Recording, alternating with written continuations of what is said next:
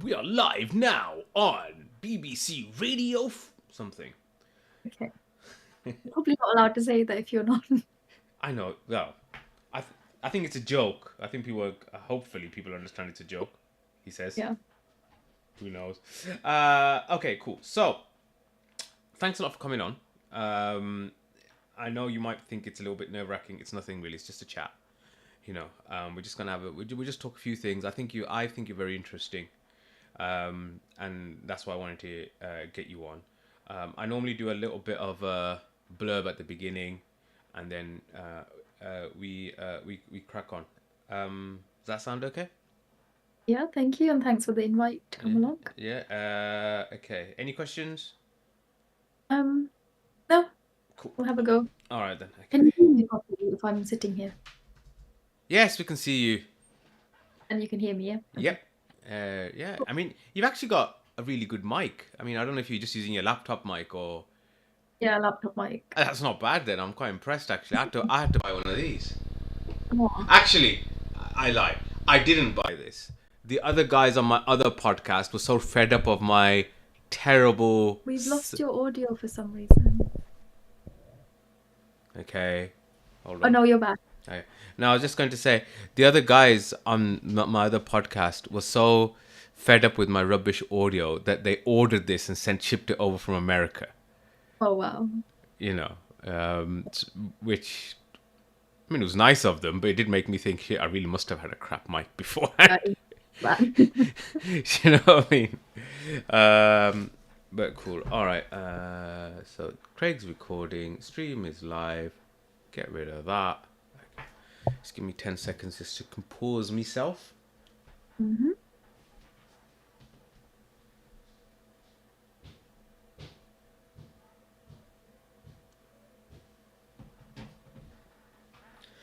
Welcome to the Atypical Doctor Podcast, Season 2, Episode 6. And today I have someone who I think is quite fascinating. She might be a bit embarrassed by me saying that, especially as I'm sort of her boss, but I'm not really. Dr. Hasini.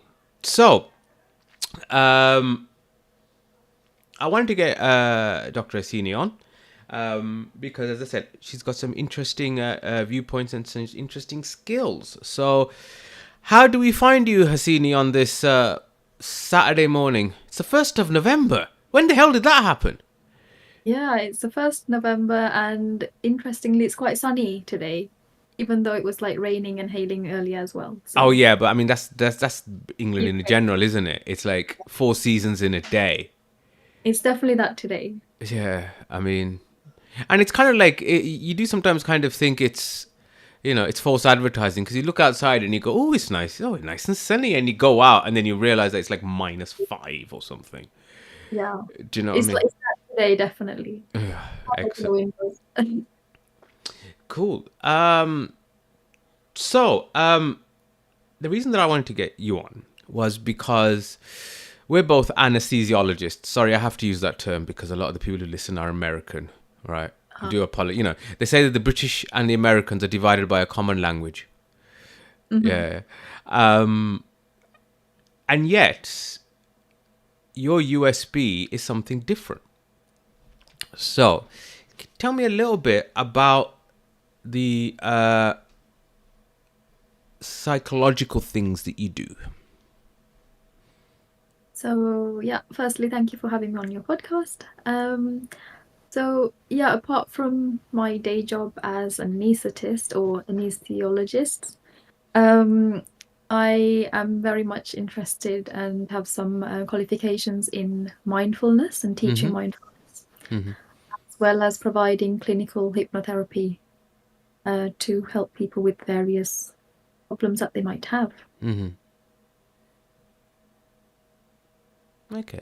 How did you get into this? Was it something that you had a burning interest for many years? Was it something that came up during training? How does an anesthetist end up thinking about mindfulness, considering that we spend most of our time trying to get the mind to stop? Yeah. Apart from our own mind. Yeah. So I think I was exposed. So mindfulness is, for anyone who hasn't come across it before, we can summarize it as moment to moment non-judgmental awareness. Essentially, it's just being aware and paying attention to what's going on in the present moment, which could be within yourself or the outside world. So a lot of that is cultivated by doing some formal meditation. So there's different ways of doing that. But I was exposed to meditation and Buddhism when I was younger because I was born and brought up as a Buddhist. And, the ideas of things like that life is suffering or, talking about death, all of that was introduced to me from a very young age. So for me, that was something that scared me that much or something new when I grew up. So I'd been kind of told to meditate from a young age, but I didn't know how to do it. And I just thought that I was just doing it wrong and I couldn't meditate because I was trying to empty my mind, which is near enough impossible. I guess unless you're sitting up in some mountain and you've got nothing else to do, maybe it's possible then. And then, so that was when I was younger. And then in the 4th year of medical school, we had the opportunity to do a research project. Okay. And I had done some work in a lab previously, and I really didn't want to spend a whole year looking down a microscope and doing that kind of like research from that point of view. So I asked to do some research in medical education, and they just came back to me with this word mindfulness, and I had to Google that because I didn't know what that was. But in the end, I ended up doing a whole research project in mindfulness and how it's used and can help medical students. We proved that, doing a mindfulness course for about 8 weeks can help reduce stress and anxiety and help cultivate good things like resilience, self-compassion, and all those things. So after that, a couple of years went by where I personally, even though I'd proven myself that mindfulness was something useful for life, I didn't actually practice anything until we come forward to 2019, where I went through some quite traumatic life events, all one after the other, and there's various forms of heartbreak in that time in different areas of my life. So I decided that even though everything is really tough and I wasn't having a great time, I decided that by the time it came to a year after one of those events, I want to have done something good for myself. And I wanted to kind of mark the occasion by solidly doing something that I can tick off and say I did this all year for myself and I'm better for it. So I decided that I should meditate. So I used I'm assuming you don't mean meditate for an entire year. No. Okay. So I want to meditate every day, at least once a day. So I used the Headspace app just because it counted the days and it kept a streak. So all I had to do was not break the streak, and it was very simple. So sometimes I would sit and meditate for follow their track for 20 minutes and actually sit and do it properly. And sometimes it would be 5 minutes to midnight and I haven't ticked off today. So I know I'd be literally in the back of a taxi coming home from having gone somewhere and just do 1 minute of breathing. So it was a very mixed bag of practice the whole year. But what I did find at the end of the year, one, I had done something quite positive for myself. Something I always wanted to do was get into a daily habit. And I just found that I had a lot more awareness of myself and how I turn up in the world, how I turn up each day, what kind of, attitude I'm bringing to any situation, how I'm reacting to things, and also of the world around me. So we call that, the phrase that's used is kind of responding to life rather than reacting habitually. Okay, that's interesting. So what's the difference between the two? So I think responding comes from a place of awareness where we know what's going on with me, know what's going on with either the person or the situation I'm interacting with, and I'm deciding how I will respond to what's happened. Habitual reaction is in medicine, we call it a knee-jerk reaction where it's like a short circuit, it just happens automatically, and you're doing it from a place of habit or patterns rather than actually acknowledging what is happening in this moment. And that changed a lot of things for me, including how I deal with stress, really. So, could you give a practical example of a difference of, say, reacting to a situation to responding to a situation? Yeah, I think something that we could all probably relate to is when we're driving. Say someone cuts you up in traffic. If I'm also rushing and trying to get somewhere, I could very easily just get angry. I could honk my horn, get angry about it, and it could ruin the whole of my morning. And just let my emotions and my patterns of behavior just take over the situation. Responding would look like realizing that someone's cut in front of me in traffic, noticing I didn't really like it, but also noticing I could not act out. I don't have to honk my horn. I don't have to get angry. I could just let them go. Maybe they are in a hurry. We don't know. Let them carry on and let me carry on after they've gone. Okay. So that would be responding rather than reacting. So, would you say that the meditation that you've been doing is different to that which you've been, because you mentioned about how you had brought up in a Buddhist household, and I'm assuming your parents were religious and that's how you were exposed to that. Is it something that's similar? Is it completely different? Bit of both? So mindfulness does have its roots in Buddhism. The ideas of what we teach as mindfulness does come from Buddhism. I think, whether rightly or wrongly, as a child, I thought that meditation was about emptying the mind. I can't actually remember being taught how to meditate when I was younger. We would go to temple, do some rituals, and then, be asked to just sit and meditate. And I'm not entirely sure, it might be me, but I can't actually remember anyone being like, this is how you do it. Whereas with the mindfulness stuff that I've learned from, later on in life, I learned that we can pay attention to what's within us, for example, our breath. So we can literally just sit and pay attention to the breath moving in and out of the body, or we can listen to a sound and actually hear, even if it's a piece of music that we like, we can try and listen to the different instruments and the way it's changing. And so in that sense, I think the difference is I learned that we can be aware and have a single point of focus, and that is a form of meditation, rather than thinking I need to empty the mind, which is near enough impossible. So I did kind of interrupt you mid-flow, really, when you were saying about responding and reacting. So you now realized you've done this for a year now, and you thought, okay, look, I feel like I've matured a little bit, or just grown. Maybe mature is a bad word. Grown, by following this kind of meditation headspace. What happened after that then? So after that, I did carry on with Headspace for a while longer, but maybe not every single day. But I then started looking at if I can change my mindset by becoming more aware. With meditation, there could be other ways of doing this and maybe doing it quicker. So I came across hypnosis. I went to the UK Hypnotic Convention. That exists, that's the thing. I went to that that must be interesting, isn't it? You go there and you think, okay, are you selling me something? Are you hypnotizing me?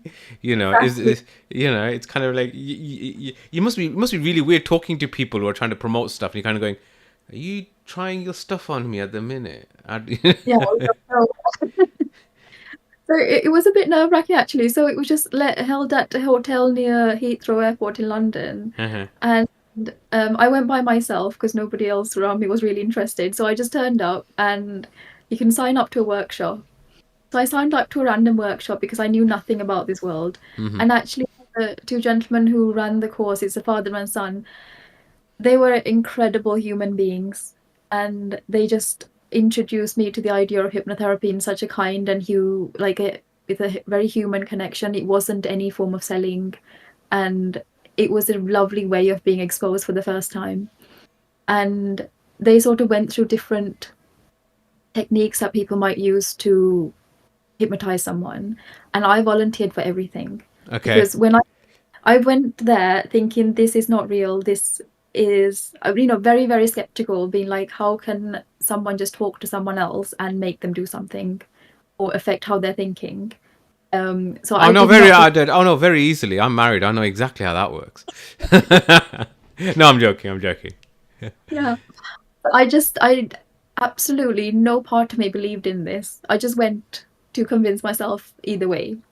Volunteered for everything, and actually realized it's the first thing I'll say is clinical hypnotherapy is not exciting in the way that people might think that stage hypnotherapy is. Mm-hmm.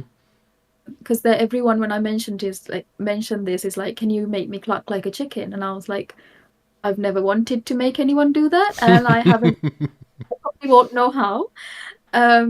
Because I think there's the stage element on like TV and with shows that the actual clinical hypnotherapy part, it's really not exciting. It's basically a conversation where client feels that they are in a more relaxed state, so we can access their subconscious mind and their patterns of behavior and thinking.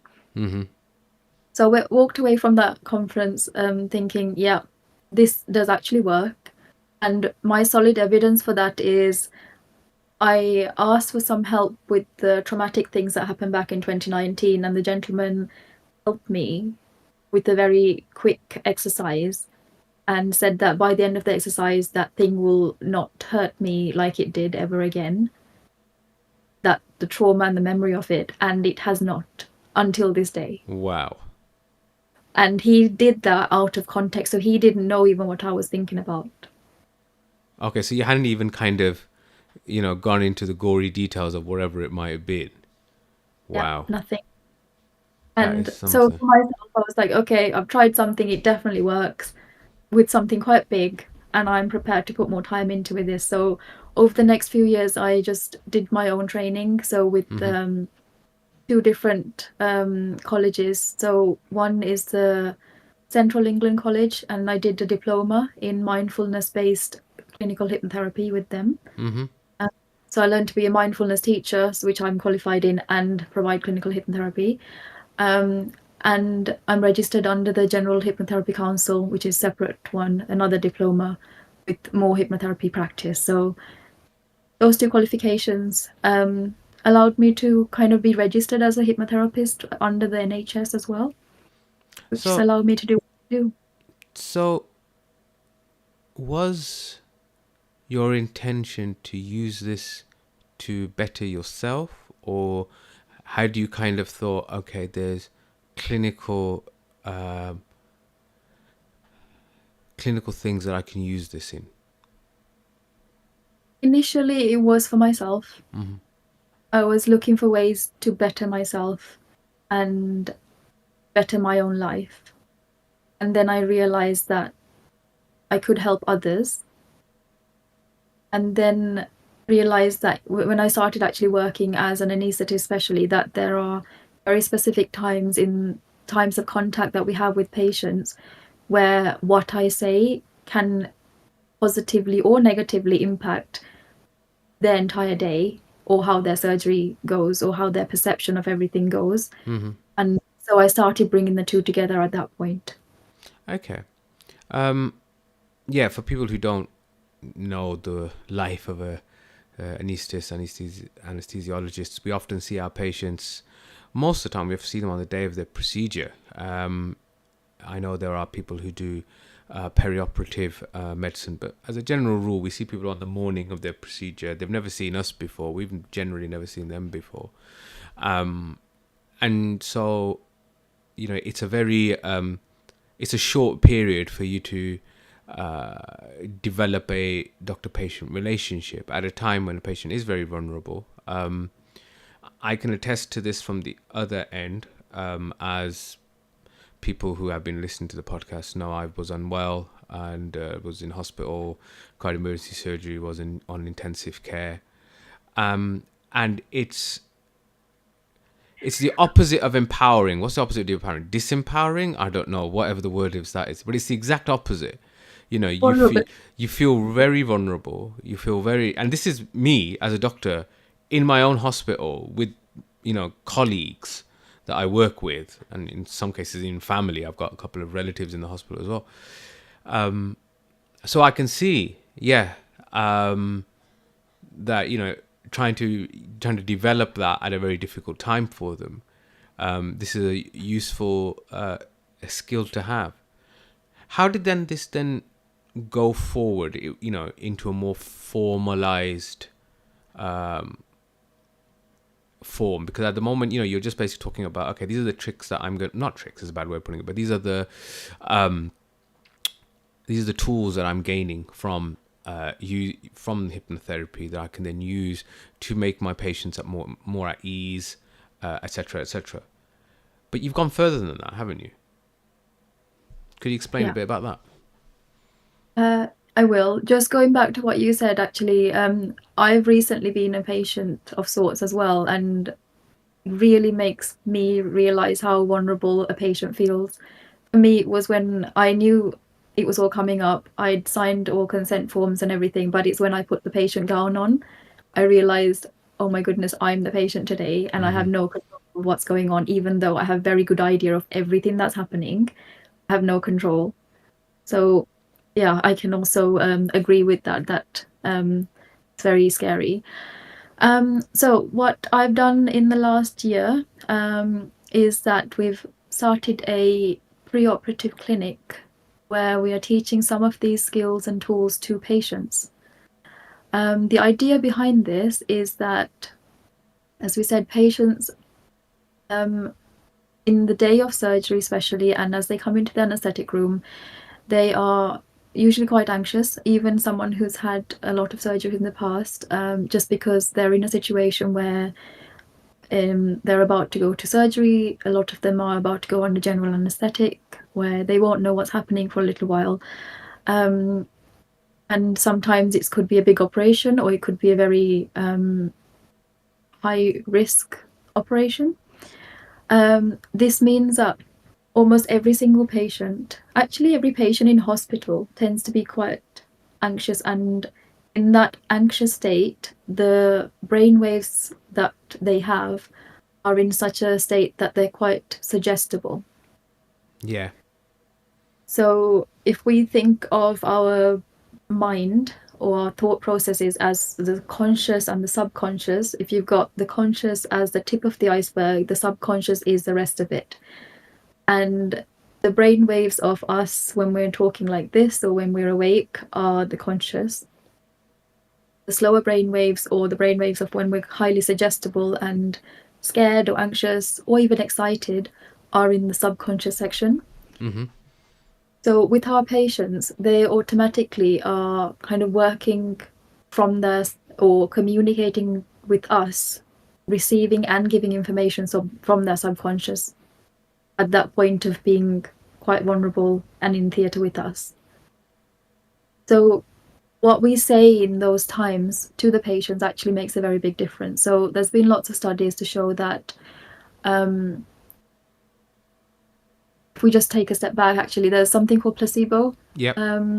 Placebo, which is, you know, the example is giving a random, just a sugar tablet to someone which has no actual medication in it, telling them it's a tablet to control their blood pressure, and them thinking it will control their blood pressure, and the blood pressure coming down because of what the patient thinks. So that's placebo.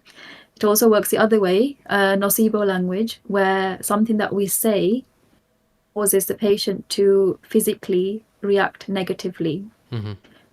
One of the common things that we say in the anesthetic room is, well, I don't, but some people do still, when we put the cannula into the hand or taking bloods, to say sharp scratch. Now, I'm sure you'd agree, Dr. Majid, that it's not a sharp scratch to have a cannula. So firstly, it doesn't feel like what we're suggesting it will feel like. And also there's evidence to show that if we say the words pain or sharp, it increases the pain perception by 30%. Okay. Maybe that patient would have maybe not even felt any shock, but they will feel something because we've suggested it, and they're highly, highly alert at that point. So the pre-op clinic that I've set up is to try and help patients learn some tools to be calm and relaxed in the run-up to this process. So we've, at the moment, completed a pilot study where we saw patients who are coming for cancer-related operations. I saw them in person on the day of their preoperative assessment. We spent about 20 minutes together, me just explaining why we're doing what we're doing, and as an additional support for all of the other clinical work that we are doing for the patient, we taught them very simple breathing exercises. So a lot of the patients didn't have a specific thing they were worried about, they were just stressed about the whole thing. So very simple breathing exercises, a mindfulness exercise about paying attention to something that they can see around them. So we practice this using plastic buttons from like clothes. I would take some buttons and we observe the button using all of our senses to try and bring their attention to the present moment instead of them thinking about all of the issues that they've got going on. So that and the breathing, two very simple techniques that the patients can go and then practice between seeing me and the time of surgery. We asked patients to let us know about their perceived level of stress on the day before they saw me and after surgery, and all of their scores reduced. Excellent. The patients that I saw. How did you select those patients? Or was it just a case of just for this operating list or for this specialty? Or were there any other kind of markers that made you think, okay, I'm going to see these ones and not these ones? So for the pilot study, we essentially looked at any patients that came through on the day that I was available who were having cancer treatment, just because we needed to pick a cohort of patients. The only patients I didn't work with were ones who, there was a couple that came through who were unwell on the day, so we didn't see them because they had other things going on. Or if I felt that their previous mental health issues were quite complex, I didn't want to offer them a service where I couldn't then follow up. So those patients were also excluded. Okay. So has that been presented or is that going to be published? What's the plan for that study? So we have a couple of plans for that study. We want to present that at our local government clinical governance meetings. I've put the study forward for a Royal College of Anaesthetists Patient Voices Award. Okay. Where they look at projects that we've done that involves patients in the development, which is what I did, getting the patient's feedback as we went along. And I'm also hoping that it allows us to get me some time from my own timetable at Rota at work to do this as a regular clinic. Yes, because if it's one thing that's difficult is to get this kind of built into your job plan. At the moment, I've been trying to get preoperative assessment for pediatric patients into mine, and that hasn't happened yet.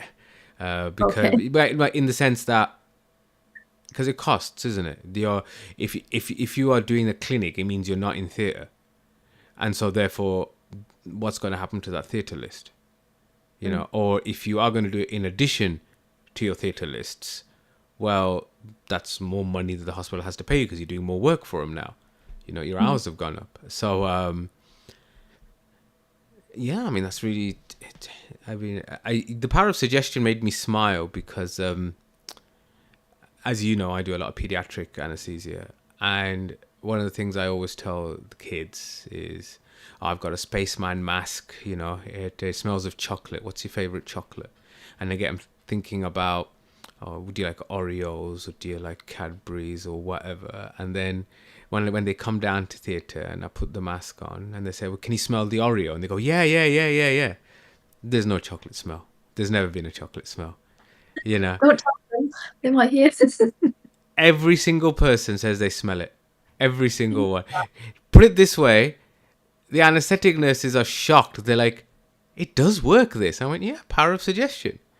You know, It's interesting you say that, because in amongst the whole cohort of patients who are generally anxious and susceptible to our suggestions, pediatric patients and obstetric patients, so moms giving birth, are the highest in that list even. They're yeah. highly suggestible. Yeah, Yeah. yeah. I mean, you know, there'll be literally nothing going through the mask. I haven't even put on the nitrous or the Sevo or anything. Sorry, we're getting into complicated, you know, talk here. It's supposed to be a non-medical podcast. Okay. Anyway, yes. So yes, maybe I should try that with the adult patients as well. Then, Yeah, power of definitely good. suggestion. Yeah, exactly. So, you know, there's, as you know, our current clinical director, so both of Our our boss. boss, Yeah, both of our our bosses. is very supportive of this kind of work, where along with all of the technically clinical and medical things that we're doing, just supporting the patient in every single way that we can. Because the thing is, there's been numerous studies across the globe for many years now to show that if a patient can go into theatre in a very calm state in terms of their mental state, it means that we use less of the other anesthetic drugs because they are in a calmer state and ready to relax and fall asleep. We use less of the painkillers because their body responds better to everything. Mm-hmm. Their heart rate and blood pressure stay stable during surgery. They bleed less in surgery. They're better in recovery in terms of waking up nicer, less groggy, less post-op nausea, less vomiting, less painkillers needed, and actually better wound healing. Mm. So when you think of that as a whole list, and there's no bad side effects to someone being relaxed, if that was a tablet that we could give everyone, we would be giving it to everyone. Mm-hmm. And that's why I just feel really strongly that the more people we can teach these tools to, the better that they can face their surgery and, you know, maybe some parts of their lives. Because some of the patients I've taught very simple mindfulness techniques to, they said, "You've changed my life, because this is how I'm going to look at life now. And I've got some tools for not just facing surgery or my health conditions, but for facing a lot of things in life." So I think we're fortunate to have a boss who supports this. Yeah. And have given me the freedom to actually do the trial, get some feedback from patients, see how they feel. We've had really positive feedback from the patients, their relatives, because sometimes if a husband and wife come, they both sit with me and do the exercises, and the staff members. Patients have fed back during the day of surgery to say, "Oh, I went to a pre-op clinic, I met this doctor and we did this," and they're happy. So yeah, it's a lovely project, which I think we can definitely grow and build on in the next coming months. So, where do you see what's the ideal endpoint for this? For this ideal endpoint, I would want every single patient going through surgery to have someone to teach them some techniques of relaxation. Mm-hmm. The Royal College of Anaesthetists, who govern what we do and set out all our guidelines, they have some audio recordings, some generic ones that people can listen to, and it's freely available on their website to prepare the mind for surgery. What I'm doing is the next step from that, where I'm sitting with the patient, asking them what is it that's specifically bothering them about the whole situation, and working with them and suggesting, in a unique kind of tools to help that person. Even though that's taking a lot of manpower and time, I think that is quite important, because patients are all very individual. Mm-hmm. What scares one person is different to what scares another. So really picking on what's specific needs for each patient are, and actually working on those, I think are really important. So I would love to somehow come up with a way, maybe we could use AI to help us reduce the workload, I guess. Find a way of every single patient coming through to surgery having access, if they want to, to learn some tools to relax themselves. I think it's almost, I mean, sorry if I've got this wrong, but it's almost analogous to, and I'm going to use a pediatric example, play therapists. Because really, what are play therapists doing with children? It's a very similar. I'm not saying they're hypnotizing kids, of course they're not, but but it's very similar in the sense of you're looking at the child, looking at their ideas, concerns, and expectations, which is what we should be doing with all patients anyway. And it does make a massive difference, that kind of input, at least on the pediatric side. So it's almost like you're doing something of a similar vein with adults, a kind of age appropriate type of relaxation, while with kids it's, playing games or PlayStations. I mean, to be fair, playing games and PlayStations would probably relax me as well. But, I can't imagine that's going to be offered to me. So yeah, I think it's, that's very interesting. Do you think there's any, that thing, if something is too good to be true, it often is. Are there drawbacks to this, do you think? Or limitations? Limitations to using it in the NHS or pre-op? In the way that you're describing it, using it as a way of, relaxing patients prior to their surgery. Okay. I think there are some limitations in the form that a patient has to be willing to want to take part. Mm-hmm. It's not something we do to anyone, despite the fact that, hypnotherapy might sound like I'm mind controlling, but it's really not. The patient has to want to take part in the process. I think this also takes time. So ideally we see patients about, at least a few months or weeks before surgery. If I see someone on a Friday and their surgery is on a Monday, there's not that much. Yeah, there's no real point. Yeah. Of course, even taking some deep breaths as you're falling asleep for the general anesthetic makes a difference, but can we make a very big difference? Probably not. Mm-hmm. And I think other limitations go to, back to what we're talking about in terms of needing a trained professional to facilitate some of this. And then the time taken to actually see the patients. Mm-hmm. If we're talking about the mindfulness side of things, I think if one starts to practice mindfulness, sometimes becoming aware means becoming aware of some difficult thoughts, difficult patterns, things that are uncomfortable. And often we don't like being uncomfortable. So you have to kind of push through that part. If someone actually wants a mindfulness practice, you do have to push past the point of, I'm uncomfortable, but I'm going to keep going to see what I discover. Mm-hmm. But also it's vital that if that's what's happening, they have a trained person to support them through that part. So with what I'm doing, I wouldn't deeply delve into trying to fix anyone or trying to offer mindfulness to kind of sort all of their life problems out. All I'm doing is the surface level of trying to help someone relax. Okay. And very specifically for surgery. Although some of my patients have extrapolated this to other parts of their life.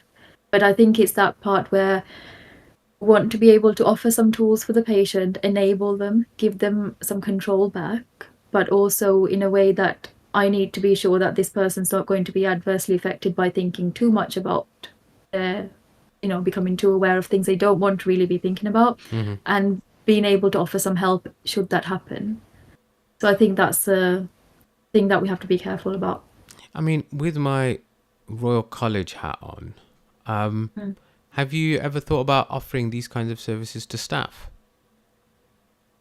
I have. I think I just haven't got around to actually within my timetable and my obviously, rota. Yeah. Obviously, you've got other things. I'm just saying because, burnout, stress, and other things that occur while you're at work. The NHS is at the best of times a difficult place to work, and we're not in the best of times at all. I can imagine that this would be very helpful for a lot of staff members, really, and that will kind of by proxy improve patient care. If, for example, half your ward staff are away off sick because of long-term mental health conditions, then that's going to compromise the care for the patients that are left behind. That kind of thing. So it's I just think that's something that maybe if the opportunity arises, that's something to look into as well, really. Yeah. I'm currently trying to develop a tool to help healthcare professionals to kind of learn some very basic skills of, if I am, for example, I'm a very busy nurse on the ward, I have a million things vying for my attention. Can I just take a very quick 10-second break to just bring myself back into my own body and make sure I'm okay before I carry on and provide the best care? So I'm in the process of developing a tool, so I will let you know. Oh, excellent. That's brilliant. That's brilliant. Just moving out of the hospital work setting. I mean, I always say I try not to talk medicine, but here we are talking about this. Do you have your own clinical practice outside the NHS? Am I right? Yes, so I do have my own company. It's called Lotus of Life. Shameless self-promotion there. I was just going to say that's that's what we're here for. That's what we're here for. This is a lot. See, when everybody asks me, do I monetize my podcast? So it's like, oh no, I don't. No, here I am. I'm advertising now. I currently have a website that I don't do much on, and I have an Instagram that I haven't really posted on because I have a very love-hate relationship with social media. Yeah, I think everybody does. Yeah. It's like morbid. It's like morbid fascination, isn't it? You keep thinking to yourself how bad it is, and then you find yourself scrolling through it. Yeah. So I do have those platforms. I do see clients so completely separately outside of the NHS. Done some quit smoking work. I've helped quite a lot of friends with nerves for exam preparation, interview preps, things like that, where people just need a space to kind of say the things that are worrying them, just somewhere safe to voice out loud what's worrying them, which actually reduces the anxieties by a lot. And again, I just teach them some very simple techniques of how to stay calm when things get difficult. Sometimes I have, some of it's mindfulness, some of them's hypnotherapy. They're quite interlinked. Seeing a friend tomorrow online because she's got her primary FRC exams coming up. She's got a Viva coming up, so she wants to do some visualization techniques to relax. Okay. So I do that. Oh, excellent. Well, I mean, that's yeah. I might be able to find a couple of patients for you then, actually. Well, thank you very much for taking the time out to sit and talk to me on a weird Saturday morning about all this. I was just fascinated with the idea of, mind altering with drugs and now mind altering with hypnosis. A multi-talented anaesthetist. You know what I mean? It's been very insightful, the stuff that you've said. Is there anything you wanted to kind of add before we close up? No, I think that, like you said, I think it's important that as even people, or especially working in hospitals, if any listeners are working in hospitals, I think what you say matters and how you say something matters. And every communication, every contact we have with the patient is an opportunity to improve their journey. Mm-hmm. So for me, from the moment, as we said very early on in the podcast, as anaesthetists, we see the patients very late on in the process, on the day of surgery, and we have to build rapport with the patient, make sure that they know that we will look after them, put them at ease in the anaesthetic room, and also be there for when they wake up. So at these critical points, I am very aware of what I say, in terms of not mentioning nocebo language such as pain, sharp, vomiting, all of these things that can adversely impact them. But really being there with the patient as a human, connecting with them, and just trying to use the best possible language to support their relaxation as they go to sleep. So I think hopefully, I also forgot to say I'm hopefully making a e-learning for health module. Oh, excellent. To teach some of these techniques in terms of the language skills to healthcare professionals to try and catch a lot more people in one go. Okay. So hopefully over time we will be using more of this helpful language in hospitals. And from the start, from the reception desk to, the ward, to theatre, to recovery, to when the patient goes home, if we can all adapt this kind of use of language and be aware of it, I think that would actually genuinely help patients. And it doesn't take too much effort from us. So yeah, I hope that's the case in the future and that we continue to build on what we got. Thank you very much for having me on your podcast. No, it's fine. Thank you very much. Thank you very much for coming on. As I said, it's been very eye-opening and insightful. Folks, you let us know what you think. You can contact me from the website, atypicaldoctor.com. There's Discord, where I do most of my hanging out. And Hasini's on there as well now. So if you have any questions, you can put those in. And what you said you had a website as well. It was called Lotus for Life, was it? Lotus of Life. Lotus of Life. Okay. So if you're interested, there's that there as well. Thanks very much again. Thanks for listening. Hope you have a good day. Catch you all guys later. Atypical out. And that's a wrap. That's a wrap. Let me stop the recording. How was that? It was okay. Yeah. I mean, I hope I said important things. I don't know. Yeah. No. You did definitely. You definitely did. Let me just stop the.